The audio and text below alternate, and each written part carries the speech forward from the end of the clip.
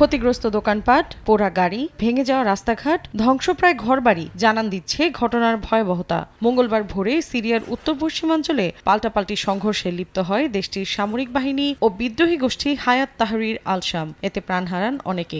একই দিন নতুন করে দেশটির 4টি শহর দখলে নেয়ার দাবি করে বিদ্রোহীরা বলেন, হাফায়া, তাইবাত আল ইমাম, মারদিস ও সোরান দখলের সময় অনেক সেনা নিহত হয়েছেন। এর মাধ্যমে কেন্দ্রীয় শহর হামারের আরও কাছে পৌঁছে গেছে তারা। আমরা সোরান শহরে আছি। ঈশ্বর আমাদের বিজয়ী করেছেন। সোরান এখন আসাদ সরকারের কাছ থেকে মুক্ত। আমরা এখন বাসিন্দাদের নিরাপদে তাদের বাসস্থানে ফিরিয়ে আনব।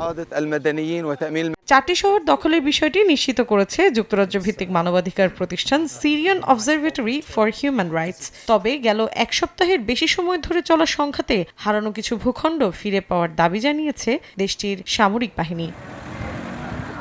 গত সপ্তাহে শুরু হওয়া সংঘাতে চরম দুর্ভোগে পড়েছেন আলেপ্পো শহরের বাসিন্দারা। প্রাণ বাঁচাতে কেউ পিকআপ, কেউ বা আবার ট্রাকে করে আশ্রয় নিচ্ছেন দেশটির তাকবা শহরে। এ বিষয়ে জাতিসংঘের আবাসিক এবং মানবিক সমন্বয়কারী অ্যাডাম আব্দুল মৌলা বলেন, চলমান আগ্রাসনে গৃহহীন হয়ে পড়েছেন হাজার হাজার বাসিন্দা। নিহত হয়েছেন অনেক বেসামরিক নাগরিক। ব্যাহত হয়েছে গুরুত্বপূর্ণ পরিষেবা ও মানবিক কার্যক্রম। নাগরিক সুরক্ষা নিশ্চিতে সব পক্ষকে এগিয়ে আসার আহ্বান জানান তিনি।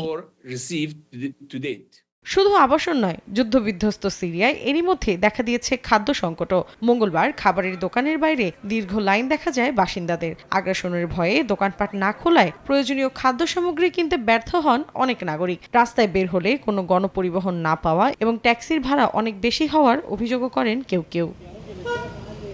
মৌসুমী সাথী, সময় সংবাদ।